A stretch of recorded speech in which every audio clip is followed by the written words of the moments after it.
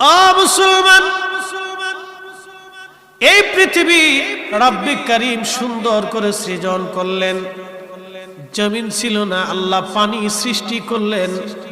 পানি সৃষ্টি করার পরে আমার আল্লাহ পাক আরশে মুআল্লাকে সৃষ্টি করার পরে এই পানির উপরে আমার আল্লাহ আরশে মুআল্লাকে রাখলেন। আরশে মুআল্লাকে রাখার পরে এই পানির ভিতরে তরঙ্গমালার সৃষ্টি হলো। বড় বড় ঢেউ, ঢেউয়ের মাধ্যমে ফেনার সৃষ্টি হলো। এই ফেনার মাধ্যমে আমার আল্লাহ জমিন, এই মাটি আমার আল্লাহ সৃষ্টি করলেন। যেখানে পাহাড় দেওয়ার দরকার আল্লাহ পাহাড় দিলেন, নদী দেওয়ার দরকার আমার মালিক নদী দিলেন। পদ্মা, মেঘনা, যমুনা, পৃথিবীর বড় বড় নদী, ওই দজলা নদী বলেন, ফরাত নদী বলেন, নীল নদ বলেন, মরুভূমির ভিতর দিয়ে, আমাজন জঙ্গলের ভিতর দিয়ে, সুন্দর বনের ভিতর দিয়ে আল্লাহ পাক ক্যানেল, খাল কেটে দিয়েছেন আমার আল্লাহ। শত হাজার হাজার বছর আগে আমার আল্লাহ খাল কেটে দিলেন। যেখানে জঙ্গলের প্রয়োজন, মরুর প্রয়োজন, মরুদ্যানের প্রয়োজন, ফসলি জমির দরকার আমার মালিক আল্লাহ দিলেন। বরুড়ার মুসলমানের আরে মাইকের আওয়াজ বহুদূর যায়। অনেকে ভেবেছে হুজুর এত রাত্রে মাহফিল, কি জন্য আমরা বসে থাকব? কিন্তু আপনি জানেন না এটা জান্নাতের বাগান। শুধু বাগান না, আমরা এখন সবাই আল্লাহর মেহমান, রব্বে কারীমের মেহমান আমরা। আপনার বাড়িতে অনুষ্ঠান হলে আপনি চিন্তা করেন কাকে মেহমান বানাবেন, চিন্তা থাকে কোন আত্মীয়কে দাওয়াত দিবেন। বেছে বেছে আত্মীয় স্বজন দাওয়াত দেন, বিভিন্ন জায়গা থেকে আত্মীয় স্বজনরা আসে, আপনার বাড়ি মেহমান হিসেবে আপনি খাবার দেন, তারা খেয়ে দিয়ে সম্মানের সাথে চলে যায়। এ মুসলমান, এই মাহফিল আল্লাহর জান্নাতের বাগান। আল্লাহর জান্নাতের বাগানে যারা বসে থাকে তারা আল্লাহর জান্নাতি মেহমান। আল্লাহ এখানে নাম লিস্ট করে করে, বাছাই করে করে আমার আল্লাহ এখানে দাওয়াত দিয়ে আপনাকে যাকে কবুল করেছে এই রাত 12টার সময়, তারাই শুধুমাত্র এই বাগানে বসে আছে। কথা বলেন ঠিক কিনা? শুধু এতটুকুন বুঝে যাবেন যে আমরা মর্যাদাপূর্ণ। কেন?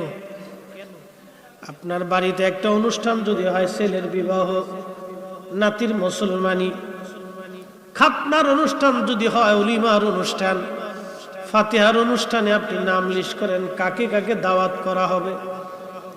আপনি লিস্ট করে করে দাওয়াত করে নিয়ে গেলেন। আল্লাহ পাক লিস্ট করলো আমার কোন বান্দা আমার জান্নাতের বাগানে আসবে। কি দাম আমাদের, কি দামি মেহমান আমরা। নবীজি বললেন সাহাবীরা জান্নাতের বাগান দেখে না পাও, ওই বাগানে বসা। সাহাবীরা বললেন হুজুর মারিয়াদুল জান্নাত, জান্নাতের বাগান কি? নবীজি জবাব দিলেন হিলাকুজ জিকির, জিকিরের বৈঠক, আল্লাহর বেহেশতের বাগান। একবার জোরে বলা যাবে কি সুবহানাল্লাহ? দলবদ্ধভাবে দোয়া করা, এটা কার জিকির? কার জিকির? তাহলে আজকে যারা বেদাত বলতেছে মূলত ওরাই হলো অরিজিনাল বেদাতি। কথা বুঝেন নাই মনে হয়? বুঝে বাড়ি যাওয়ার দরকার। এ বরুড়ার মুসলমানেরা, রাজা মারার বাবাজিরা রে, মাইকের আওয়াজ যতদূর যায়, এই পৃথিবী আল্লাহ খুব যত্ন করে ভালোবেসে আল্লাহ বানাইলেন। আচ্ছা বলেন, আল্লাহ কি আমাদের মুখাফিক? কি আমরা সবাই আল্লাহর মুখাফিক? কি আল্লাহ বলেন কুল হুয়াল্লাহু আহাদ আল্লাহুস সামাদ। আমি আল্লাহ কারো মুখাফিক কি না, সব আমি আল্লাহর মুখাফিক। কি তাহলে আল্লাহর এত দায় ঠেকছে কি আপনার জন্য বৃষ্টি দিবে? আল্লাহর এত ঠেকা ঠেকলো কি আপনার জন্য ফলমূল দিবে? আপনার আল্লাহর এত ঠেকা ঠেকলো কি আপনার জন্য ওষুধ বানাই দিবে? আল্লাহর এত ঠেকা ঠেকলো কি আপনাকে আল্লাহ সৌন্দর্য দিবে? আল্লাহ আপনাকে ভালোবাসে, ভালোবাসে, ভালোবাসে। একটা সন্তানকে মা যেমন কলিজার ভিতর থেকে ভালোবাসে, আমরা অনেকেই ভালোবাসি। আমাদের ভালোবাসা আর মায়ের ভালোবাসা কিন্তু এক না। কথা বলেন না কেন? আমার দেশের যে মেয়েরা, আমার দেশের যে ছেলেরা বাবার অনুমতি ছাড়া, মায়ের অনুমতি ছাড়া অন্য পুরুষের হাত ধরে যারা ঘর থেকে বের হয়ে যায়, অন্য মেয়েটাকে ঘর থেকে নিয়ে চলে আসে, এ যুবকের যুবতী তুমি জানো না, তুমি সন্তানের মোহাব্বত বাবার কলিজার ভিতরে এত বেশি, তুমি যার হাত ধরেছো তার মোহাব্বত ক্ষণস্থায়ী সামান্য সময়ের জন্য, আর তোমার বাবার মোহাব্বত, তোমার বাবার মোহাব্বত অনাদিকাল পর্যন্ত চলতে থাকবে। মেহেশরের মাঠেও একটা বাবা যদি জান্নাতে যায় চিন্তা করবে, আহা আমার সন্তানদেরকে যদি নিয়ে যেতে পারতাম। এই মায়ের ভালোবাসা বেশি। পৃথিবীতে একটা মা সন্তানকে কলিজার ভিতর থেকে ভালোবাসে, কলিজার ভিতর থেকে ভালোবাসে। আল্লাহর নবী একদিন মেলার মধ্যে চলে গেলেন, বাণিজ্য মেলা হলো মদিনাতে। সাহাবায়ে কেরাম দেখলেন একটা মহিলা একটা বাচ্চাকে জড়িয়ে ধরে কাঁদতেছে। নবী বললেন, সাহাবীরা রে, ওই মহিলা কেন বাচ্চাটাকে জড়িয়ে ধরে কাঁদে, বলবা কি?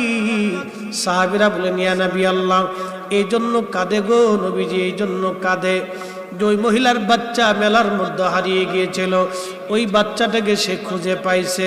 মা সন্তান পাওয়ার আনন্দে জড়িয়ে ধরে ধরে মা কাঁদতেছে, জড়িয়ে ধরে ধরে মা কাঁদে। হুজুর, এই কান্না আনন্দের কান্না, এই কান্নাটা খুশির কান্না। আল্লাহ নবী ডাক দেয়া বলেন, সাহাবীরা রে, তোমরা জানো আল্লাহ পাক ভালোবাসাটাকে 100 ভাগে ভাগ করলেন। একটা ভাগ আল্লাহ পাক তামাম সৃষ্টির মধ্যে আল্লাহ দিলেন, মায়ের হৃদয়ের ভিতরে আল্লাহ সন্তানের প্রতি ভালোবাসা দিলেন। এই জন্য দেখবেন একটা মা শীতের মধ্যে রাত্রিবেলা ঠান্ডায় মা ঘুমায়, কিন্তু বাচ্চাটাকে মা কম্বল কাঁথা দিয়ে জড়িয়ে ধরে রাখে। আল্লাহ কোরআনে বললেন, রাব্বির হামহুমা কামা রাব্বায়ানি সগীরা। আল্লাহ বলেন, আলহামদুলিল্লাহি রাব্বিল আলামিন, আমি সেই আল্লাহর আলহামদুলিল্লাহ, সমস্ত প্রশংসা সেই আল্লাহর জন্যে। কোন আল্লাহ? কে আল্লাহ? কি আল্লাহ? কোন আল্লাহ? কে আল্লাহ? কি আল্লাহ? তার পরিচয় আল্লাহ পরের অংশ দিয়া বললেন, আলহামদুলিল্লাহ সেই আল্লাহ রব্বিল আলামিন,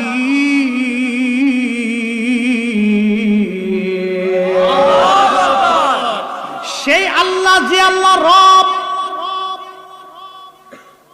প্রশ্ন করবেন, হুজুর আমাদের দেশে তো আব্দুর রব আছে, আরবিতে বলে রব, বাংলায় বলে লালন পালন করনেওয়ালা। লালন পালন কি? আল্লাহ নিজে রব, আল্লাহর পরে আল্লাহ আরেকজনকে রব বলেছেন, তিনি রব্বির হামহুমা।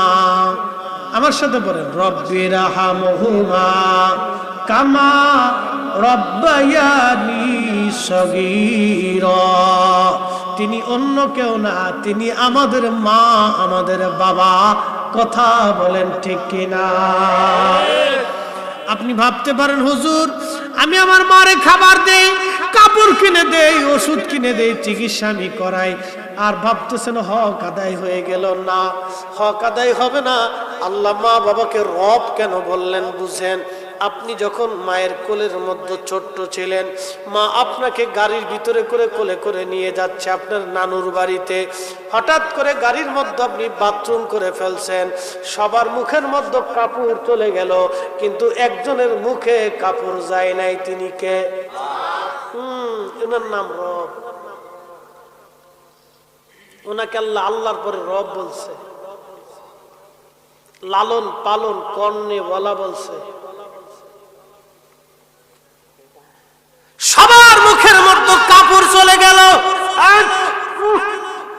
বাচ্চা বাথরুম করে দিছে, বন্ধ। সবার মুখে কাপড় গেছে, একজনের মুখে কাপড় গেল না। তিনি মা, তিনি মা। দুইটা ভাব দিয়ে মনে করছেন মায়ের হক মিটাইছি। না না, আল্লাহ বললেন বান্দা তুমি সেইভাবে দোয়া করো যেইভাবে ছোট্টকালে তোমার মা তোমাকে লালন পালন করেছে। তুমি বলো হে আল্লাহ আমার বাবা মাকেও তুমি জান্নাতে ওইভাবে লালন পালন করো। একবার জোরে বলা যাবে কি মারহাবা। এখন যেই ছেলে দোয়া মানে না তো দোয়া করে কখন? কি কথা কন না কে? আমার দেশের এক দল আছে দোয়া মানে না, আছে না ভাই? দোয়া মানে না, তার মানে যে দোয়া মানে না এটাই হলো অরিজিনাল শব্দ, বেশি ভণ্ড। ঠিক না বেশি? আমরা ভণ্ড না ওরা ভণ্ড? ওরা ভণ্ড। এটা হলো শব্দ বেশি ভণ্ড, টুপিওয়ালা ভণ্ড, বিরাট বড় দাঁড়িয়েছে, আপনাকে বুঝতে দিবে না। না খালি খবিস নাকি আপনাকে বুঝতে দিবে না যে আপনার ঈমান শেষ করে দিতেছে, আপনাকে বুঝতেই দিবে না। চেহারা দেখলে মনেই হবে না যে আন্তর্জাতিক ভণ্ড। এটা যারা কোরআনের অপব্যাখ্যা করে, হাদিসের অপব্যাখ্যা করে, ওরাই হলো অরিজিনাল ভণ্ডা। পৃথিবীর মুসলমানেরা, ও বরুরার বাবাজিরা, মাইকের আওয়াজ যতদূর যায় খুব মনোযোগ দিয়েন। এই পৃথিবীতে আল্লাহ আপনাকে ভালোবাসে। নবী বলেন উম্মত ভালোবাসাটাকে আল্লাহ 100 ভাগে ভাগ করলেন।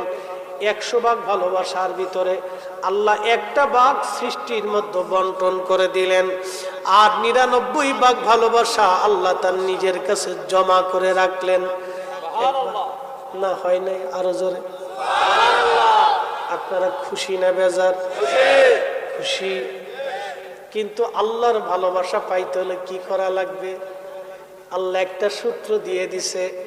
আমরা সুন্নিরা বারবার বলি, অনেকে বুঝে না, বলে না সব বেদাতি বেদাতি বেদাতি বেদাতি।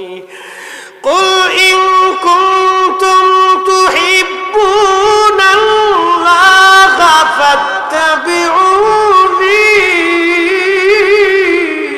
আল্লাহু আকবার। ইউহিব্বুকুমুল্লাহু ওয়া ইয়াগফির লাকুম যুনুবাকুম আল্লাহু গফুর। আল্লাহু গফুরুর রহিম। আল্লাহু আকবার।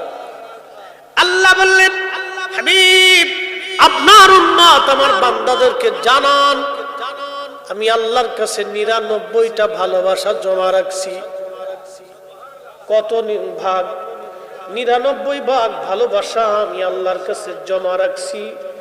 যদি এই ভালোবাসা আপনার উম্মত পাইতে চায়, কুল বলে দেন ইন কুনতুম তুহিব্বুনাল্লাহ, আমি আল্লাহকে যদি ওরা ভালোবাসার দাবি করে তাহলে আপনি বলেন ফাত্তাবিউনি, আপনি নবীর ইত্তেবা করে আপনাকেই ভালোবাসে। আপনি নবীর ইত্তেবা মুহাব্বত যার অন্তরে থাকবে, ইউহিব্বুকুমুল্লাহ, আমি আল্লাহ আমি আল্লাহ আমি আল্লাহ আমি আল্লাহ তাকে ভালোবাসি। এক চিৎকার মেরে বলেন আল্লাহু আকবার। মায়ের ভালোবাসার ভিতরেও খুঁত আছে। প্রশ্ন এবার করতে পারেন মুফতি ফরিদি কি বললেন? মায়ের ভালোবাসার মধ্যে খুঁত নাই? হ্যাঁ আছে। সব মানা, কিছু মা আছে সন্তান রেখে অন্য বেটার হাত ধরে চলে যায়। কথা বলেন না কেন? কিছু মা আছে পৃথিবীতে নিজের সন্তানকে হত্যা করে অন্য বেটার হাত ধরে চলে যায়। আমি বাস্তবতা থেকে বলি, এটা মা হতে পারে না বাপ, এটা মার তালিকায় নাই, তারপরও বলি তো নারী জাতি। তার ভালোবাসার মধ্যে খুঁত আছে, কিন্তু একমাত্র যেই দুইজনের ভালোবাসার মধ্যে কোনো খুঁত নাই, প্রথম নম্বরে আল্লাহ, 2 নম্বরে নবী। কথা বলেন ঠিক কিনা? আল্লাহ নবীর ভালোবাসার মধ্যে কোনো খুঁত নাই। আল্লাহ ডাকতে বলেন হাবিব ওই 99 গুণ ভালোবাসা দিয়ে আমি আমার বান্দাকে ভালোবাসবো যদি আপনাকে বাসে। না আসতে হয়ে গেছে আরো জোরে বলেন না ইয়া রাসূলুল্লাহ। তাহলে বলেন আমরা সুন্নিরা নবীর কথা বলি, আল্লাহ পাইতে হলে নবী পাওয়া লাগবে। কাজী নজরুল দাড়ি নাই মোছ নাই, কিন্তু জানেন তো, এবার বুঝে নেন কাজী নজরুল কত সূক্ষ্মদর্শী ছিল। আমি তো আপনাদেরকে কোরআনকে ব্যাখ্যা করে শোনাচ্ছি, কাজী নজরুল কত সূক্ষ্মদর্শী একজন মেধাবী আশিক রাসূল ছিল। চিন্তা করেন কবিতার ছন্দে কি চমৎকার কথাই না লিখে ফেলছেন। আল্লাহকে যে পাইতে চায় হযরতকে ভালোবেসে, আরশ কুরসি লৌহ কলম না চাহিতেই পেয়েছে সে। কি চমৎকার!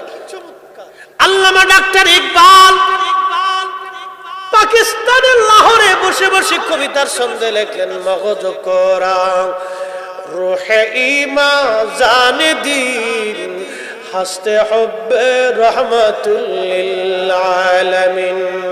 কোরআনের মগজ বলো, ঈমানের রূহ বলো। আবার বলি কোরআনের মগজ, ঈমানের রূহ, ধর্মের প্রাণ। কোরআনের মগজ, ঈমানের রূহ, ধর্মের প্রাণ বলো। সব কিছুর মূলে নবীর ভালোবাসা, হুব্বে রাসূল। নবীর ভালোবাসা যেই হৃদয়ে নাই ওটা আলেম হতে পারে না। নবীজির তাজিম তাকরিম যাদের অন্তরে নাই ও শাইখুল হাদিস হতে পারে না। কথা বলেন ঠিক কিনা? এই প্রিন্সিপাল যত হক, মুফতি আজম, ফকিহে মিল্লাত, আরো আল্লাহ বাংলা সাংলা কত অভাব নাই, নাম দিছেন হাকিমুন নফস, কিন্তু ফ্যাটটা খুব মোটা। আচ্ছা আপনারা কোন তো ফ্যাট মোটা হইলে সে আবার হাকিমুন নফস কেমনে হয়? ফ্যাটটা যে মোটা হয়েছে খাইয়ে না খাইয়ে, তো খাইয়ে যদি ফ্যাট মোটা করলে হাকিমুন নফস কেমনে হয়? নফসের হাকিম কেমনে হয়? নফসের হাকিম তো সেই হবে ইমাম গাজ্জালির মতো না খাইতে খাইতে পেট আর পিঠ একসাথে হয়ে গেছে। খাজা মাইনুদ্দিন চিশতি না খাইতে খাইতে পেট আর পিঠ একসাথে হয়েছে। শাহজালালরা না খাইতে খাইতে পেট আর পিঠ একসাথে হয়েছে। কোথায় খাবে এই চিন্তা তাদের ছিল না। এরা ছিল হাকিমুন নফস। অঙ্কের পেট খাইয়ে পেটটার মুড়া বানাইয়া একবারে বিরাট বড় হাকিমুন নফস হয়ে গেছে। তার মানে বোঝা গেল এটাও ধোঁকা। কথা বলেন ঠিক কিনা? এগুলিও ধোঁকা। ও মুসলমান, খুবই মনোযোগ। কষ্ট হচ্ছে আপনাদের? 10-20 মিনিট চাইছিলাম, হয়ে গেছে কিন্তু। আর 15 মিনিট দিবেন আপনারা আমাকে? আচ্ছা ইনশাআল্লাহ। নারে তাকবীর। না, এই অনুমতি নিয়ে নিতেছি, কারণ আপনাদের কষ্ট হবে, আবার বেশি রাত করে আপনাদের কষ্ট হবে তাও না। খুব ইম্পর্টেন্ট। আমি যা বলি এটা খুব অল্প সময় অনেক কথা বলার চেষ্টা করি, মানে অল্প সময় আমি অনেক কিছু বোঝানোর চেষ্টা করি, কারণ এত হাতে তো সময় নাই বাপ, এত হাতে সময় নেই, এত টাইম নষ্ট করার টাইম হাতে নেই। উম্মত অনেক এখন তো দিক বিদিক বিক্ষুণ্ণ হয়ে গেছে। অনেকে রাস্তা মানে মাঝে আফসোস করে বলে হুজুর কোথায় যাব, কার কাছ থেকে সঠিক কথা বলবো? একটা কথা আল্লাহ কোরআনে বলে দিয়েছেন, ইহদিনাস সিরাতাল মুস্তাকিম সিরাতাল্লাযিনা আনআমতা আলাইহিম। চালাও সে পথে যে পথে তোমার ওলিরা গেছেন ঘুমিয়ে, যে পথে তোমার প্রিয়জন গেছেন চলি। প্রিয়জন কারা? শাহজালাল, শাহপরান, শাহ মাকদুম, শাহ আলী বুগদাদি, খানজাহান আলী, কমরউদ্দিন রুমি, হযরতে শাহ সুফি ফতে আলী, নূর মোহাম্মদ নিজামপুরি, হযরত মুজাদ্দিদ আল ফসানি, শেখ আব্দুল হক, শাহ ওলিউল্লাহ, শাহ আব্দুর রহিম মুহাদ্দিস দেহলভী, হযরত খাজা বাকি বিল্লাহ, খাজা মাইনুদ্দিন চিশতি, গাউসে পাক মহিউদ্দিন আব্দুল কাদের জিলানী, খাজা বাহাউদ্দিন নকশবন্দ, বুখারী, ইমাম আবু হানিফা, ইমাম শাফি, ইমাম হাম্বলি, ইমাম মালিক, এ সমস্ত উলামায়ে মুতাকাদ্দিমিন মুতাআখিরিন সালফে সালিহিন, নুজাবা, নুকাব, ওলি, আউলিয়া, কুতুব, আল্লাহর ওলিরা যেই পথে গেছে এই পথ হলো ইহদিনাস সিরাতাল মুস্তাকিম। যেই আকীদায়, যেই ঈমানে, যেই কাজে তারা কবরে চলে গেছে, এটাই হলো নাজাতের রাস্তা। কথা বলেন ঠিক না?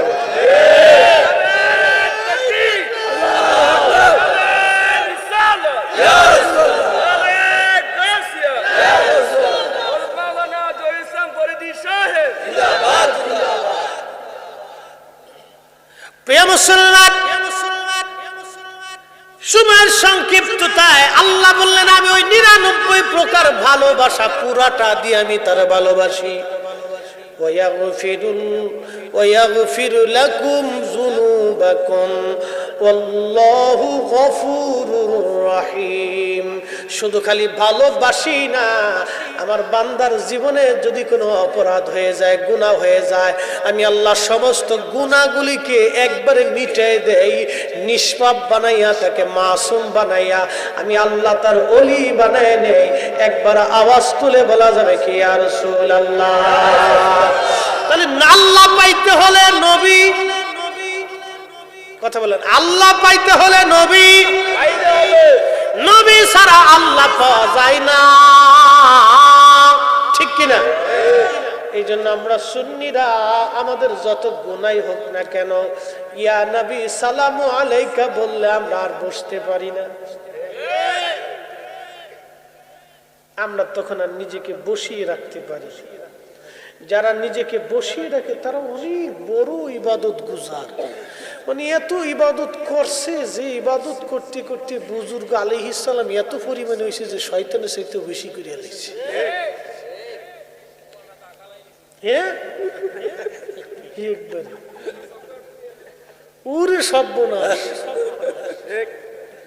একবারে সেজদাত যে পড়ছে আর উড়ে না, ফুরিয়ে রয়েছে। এরকম সেজদা দিতে দিতে কপালে খুব সুন্দর দাগও পড়ছে, মাশাআল্লাহ, ফুলে টেবা হয়ে গেছে। আচ্ছা ভালো কথা, ফুলে টেবা হয়েছে, ভালো করছে, করুক, অসুবিধা নেই। কিন্তু আমার প্রশ্ন হলো, এই ফাগরি সাগরি বান্ধা নামাজ কালাম পড়ার পরে এরপরে এসে আল্লাহ রসুলের সাথে বিয়াদবি করে, হাই হাই হাই, কেমনে বুঝাবেন বলেন তো? আজকের আমাদের চেয়ারম্যান মহোদয় যদি চিন্তা করেন কালকে রাজা মারায় 50 মণ দুধ সবাই ফিরিয়ে দিব, তো দুধ খাওয়ার জন্য নেওয়ার জন্য সবাই ঘটি কম্বল লাঠি লুডা মোডা বদনা বালটি যা আছে নিয়ে এসেছে। বাঙালি ফিরি পাইলি তো আলকাতরাও সাইডে দেখে যে এটা ঠিক আছে কিনা দেখি। তো চেয়ারম্যান সাহেব ওই আপনার 50 মণ দুধের লগে 1 পেয়ালা গরুর মুতও ছেড়ে দিছে। গরুর প্রস্রাব সারার পরে আচ্ছা বলেন 50 মণ দুধ কেউ কি নেবে? 1 পেয়ালা গরুর প্রস্রাব 50 মণ দুধকে হারাম করে দিল, কিন্তু 50 মণ দুধে 1 পেয়ালা গরুর মুতকে হালাল করতে পারে না। তার অর্থটা বুঝে যাবেন।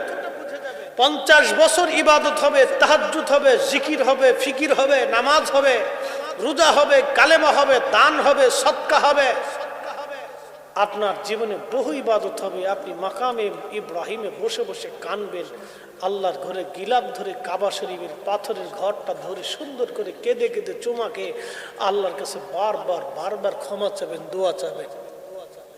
খোদার কসম করে বলি, 50 মণ দুধের ভিতরে 1 পেয়ালা গরুর মুত প্রস্রাব ছেড়ে দিলে যা হয়, 50 বছর ইবাদত করে নবীর সাথে বেয়াদবি করলে তাই হয়।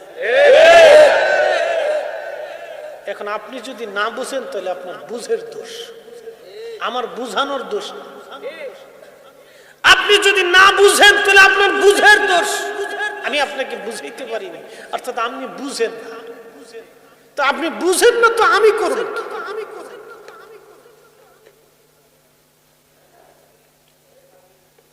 আপনি না বুঝলে আমি করব কি? ইমামুল আজম আবু হানিফা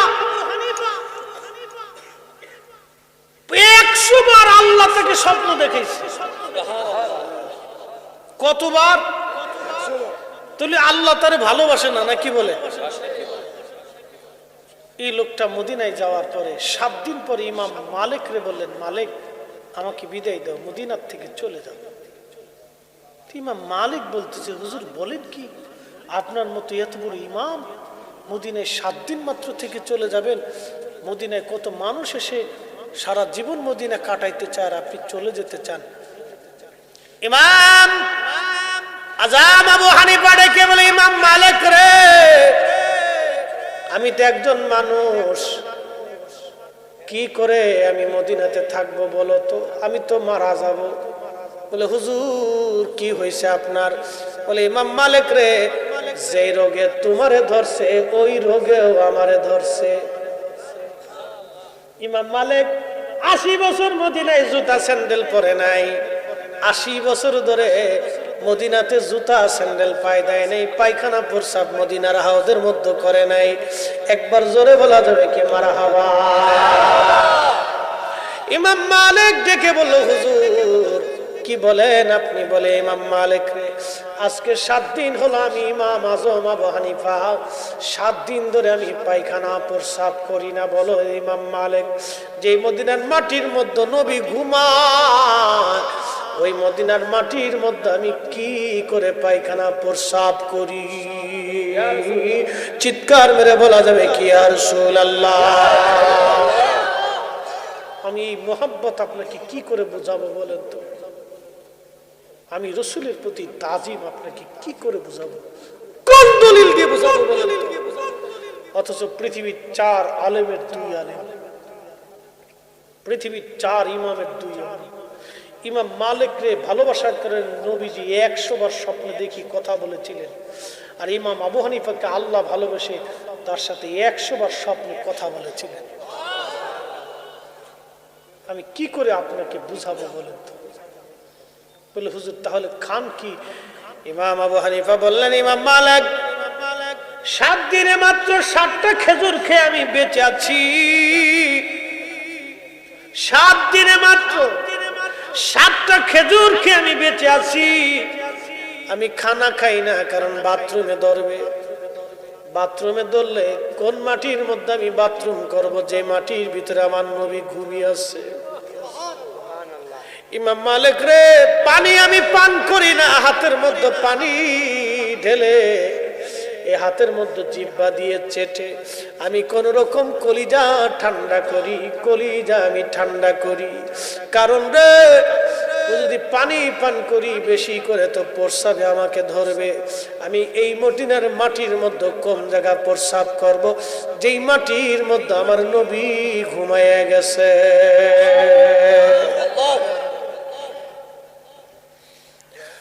মুসলমান, সেই কঠিন মেহশরের কথা আপনাকে কি করে বুঝাবো? দুনিয়ার 50,000 বছর মেহশরের একটা দিন হবে তত বড়। আহা, 60 বছরকে যদি 50,000 বছর দিয়ে ভাগ দেন তো বেরিয়ে আসবে কত সময় আপনি দুনিয়ার মধ্যে থাকেন। মানুষ কঠিন মেহশরের মাঠে পাগল পারা হয়ে যাবে। ঘর্মাক্ত হতে হতে হতে হতে ঘামে পুরা মেহশর ভরে যাবে। সূর্য নেমে আসতে আসতে মাথার আধা হাত উপরে চলে আসবে। অনেকের মগজ গলে যাবে, অনেকের জিহ্বা বের হয়ে নাভি পর্যন্ত ঝুলে যাবে। কি কঠিন বিভৎস সেই দিন! হাজার হাজার বছর পার হয়, আমার আল্লাহ কাহ্হার হয়ে বসে আছে, রাগান্বিত হয়ে আছে। সৃষ্টির প্রতি আল্লাহ রাগ। আল্লাহ বললেন আর রহমানির রহিম, আমি রহমান, আমি রহিম, আমি দয়াল, আমি দয়ালু।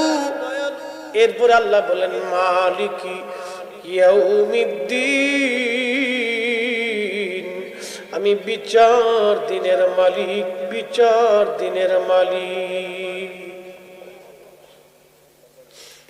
আল্লাহ ওই কঠিন মেহশরের মাঠে আল্লাহর রাগান্বিত কাহ্হারিয়াত দেখে সমস্ত ফেরেশতারা সিজদার মধ্যে পড়ে থরথর করে কাঁপতে থাকবে।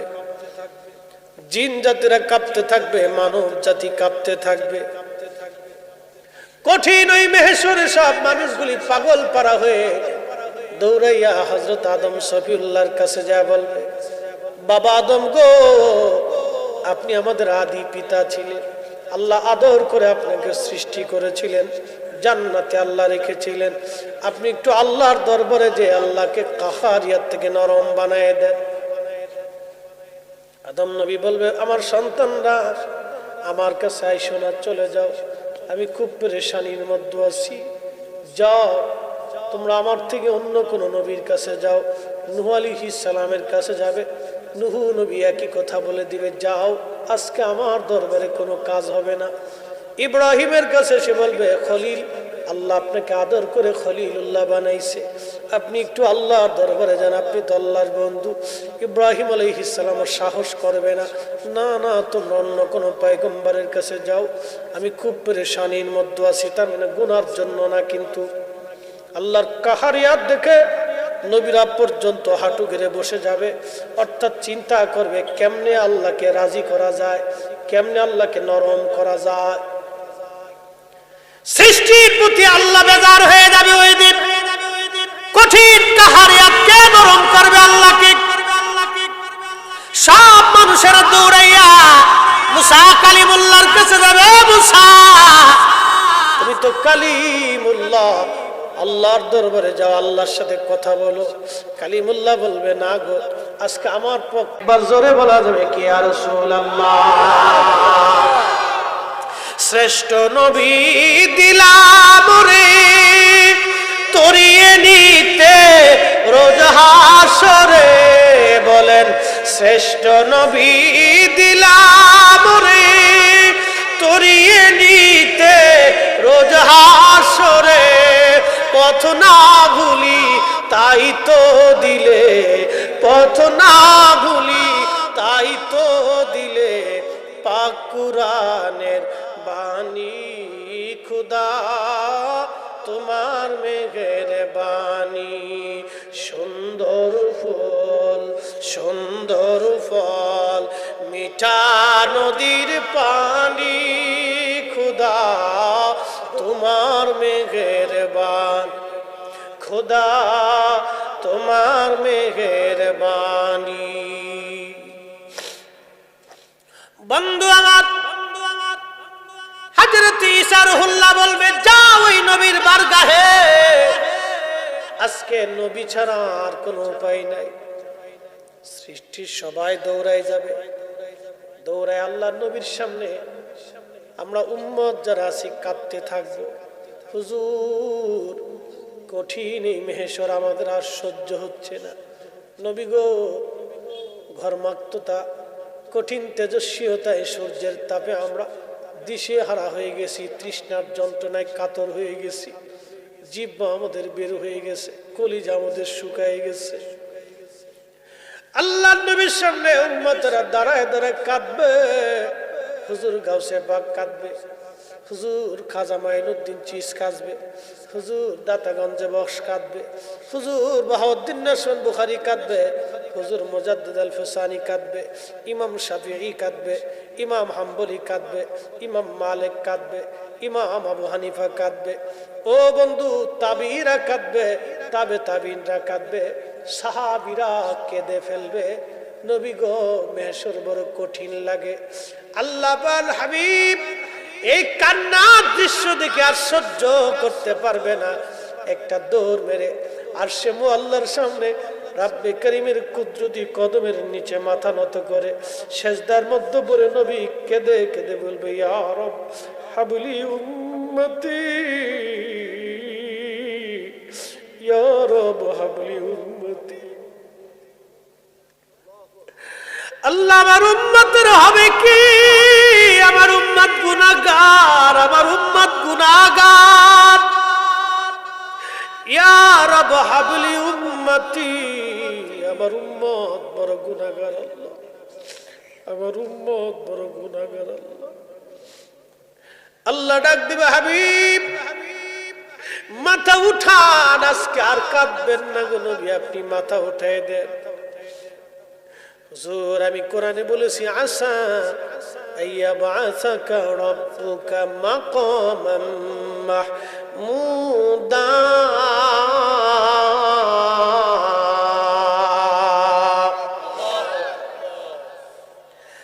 আমি আল্লাহ আপনাকে মাকামে মাহমুদ দেব, মাকামে মাহমুদ। আপনি আজকে কাদার জন্য মেহেশর না, সৃষ্টিকে দেখাবো আপনার সাথ। আল্লাহু আকবার, আল্লাহু আকবার, আল্লাহু আকবার। আল্লাহ তার নবীর জন্য আরশে মুআল্লার ডান পাশে কুরসি রেখে দিবে। হুজুর আপনি এখানে বসেন, আপনার জন্য আজকে চেয়ারে বরাদ্দ। আহা, মেহেশরের মাঠে সব যখন সেজদার মধ্যে মাথা নত করে কাঁদতে থাকবে, সেই দিনে নবী আল্লাহর ডান পাশে বসবে। সেই নবীকে এত বড় তাজিম দিয়ে আল্লাহ দিলেন। আচ্ছা আপনারা বলেন এই নবীকে তাজিম করার জন্য দলিলের দরকার? এই নবীকে তাজিম করার জন্য সুন্নিদের দলিল লাগে না, কথা বলেন ঠিক কিনা? যাদের দলিল লাগে তাদের ব্যাপারে আল্লাহ বলছেন ওয়ালিল্লাহিল ইজ্জাতু ওয়ালি রাসূলিহি ওয়ালিল মুমিনিনা ওয়ালাকিন্নাল মুনাফিকিনা লা ইয়ালামুন।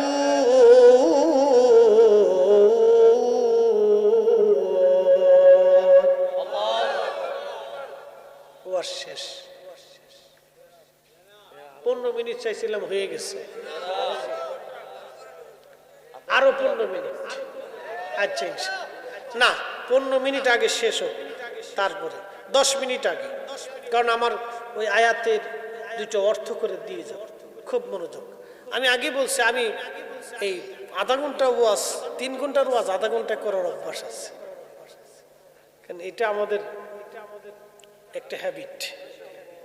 কারণ আমরা দরবার শরীফে যখন আমি জুমাতে, আমি স্টুডেন্ট লাইফ থেকে জুমায় বয়ান করি, অর্থাৎ বয়ান থেকে আজকে থেকে করি না, আমি একবার স্টুডেন্ট লাইফ যখন ফাজিল থেকে, তখন দরবারের জুমার মসজিদের জুমার বয়ানটা আমি করতাম। ওই সময় থেকে আমি বয়ান করি। তো সময় হাতে থাকতো 15 মিনিট, তো 15 মিনিটে 1.5 ঘন্টার ওয়াজ করতাম। তো এই জন্য আমরা অভ্যাস হয়ে গেছে। যদি বলেন হুজুর 4 ঘন্টা, তো অসুবিধা নেই। যদি বলেন যে হুজুর 40 মিনিট, তা অসুবিধা নেই। যদি হুজুর 10 মিনিট, তো 10 মিনিট দিয়ে দেখবেন যে মাঠ গরম হয়ে গেছে। এটা আমরা টাইম বুঝে ওয়াজ করি। যদি কেন হুজুর 10 মিনিট, তো দেখবেন যে 10 মিনিটে গরম হয়ে গেছে। 10 মিনিটে 1.5 ঘন্টার ওয়াজ সেরে এলাম একবার। একসাথে যদি বলি তো আল্লাহু আকবার।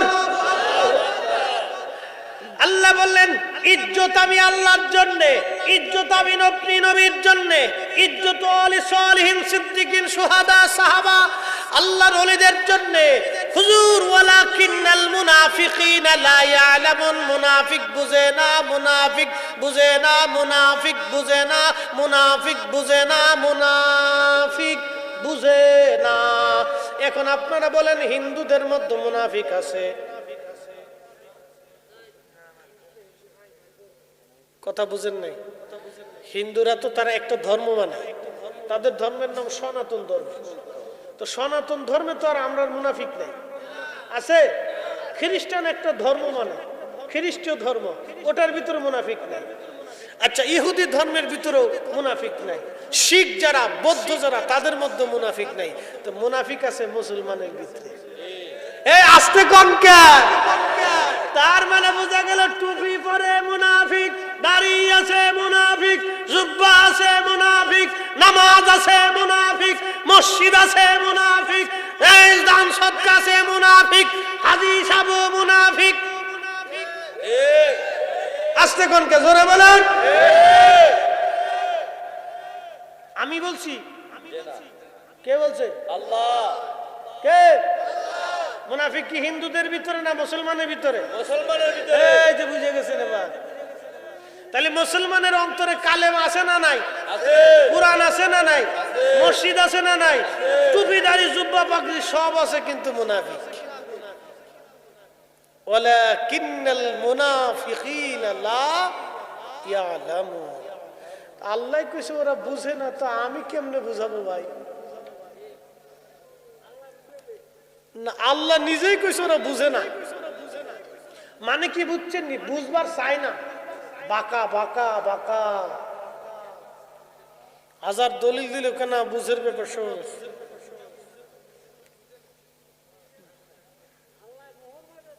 এই যে জায়গা মতো পেয়েছে। এ বাজান মুসলমান, আহা পৃথিবী একদিন শেষ হয়ে যাবে। একদিন মাটির ভিতরে হবে ঘরে, মন আমার কেন বাঁধো দালান ঘর, মন আমার কেন কেন বাঁধো দালান ঘর। আমার ওয়াজ শেষ বন্ধু, পৃথিবী থেকে আমরা চলে যাব এই বরুড়ার রাজামারার গোরস্থান। এখানে তো গোরস্থান, এই গোরস্থানে কত মানুষ ঘুমিয়ে আছে। আমার কাছে বড় ভালো লাগলো, চেয়ারম্যান সাহেব জীবনে ইচ্ছা করেছেন তিনি একটা মসজিদ আল্লাহর ঘরের জন্য উনি একটা ফাউন্ডেশন তৈরি করে ওনার সম্পদগুলি এখানে দিয়ে যাবে। আহা, জীবনের একটা চমৎকার একটা নিয়ত। কারণ একটা চিন্তা হৃদয়ের মধ্যে আসছে, এই সম্পদ আমি আল্লাহর পথে ব্যয় করে চলে যাব। বন্ধু, ঠিক আমরা পৃথিবী থেকে সবাই চলে যাব, শুধু চেয়ারম্যান সাহেব না। আল্লাহ বলেন, ইয়া আইয়ুহাল্লাযীনা আমানু লা তুলহিকুম আমওয়ালুকুম ওয়ালা আওলাদুকুম আন যিকিরিল্লাহ। ও বান্দা, ঈমানদার, আমি আল্লাহর জিকির থেকে তুমি গাফিল হয়ো না। সন্তানের প্রেমে পড়ে, সম্পদের মোহে পড়ে। আমি একটা নিয়ত করেছি, আমি অনেক বড় একটা মাদ্রাসা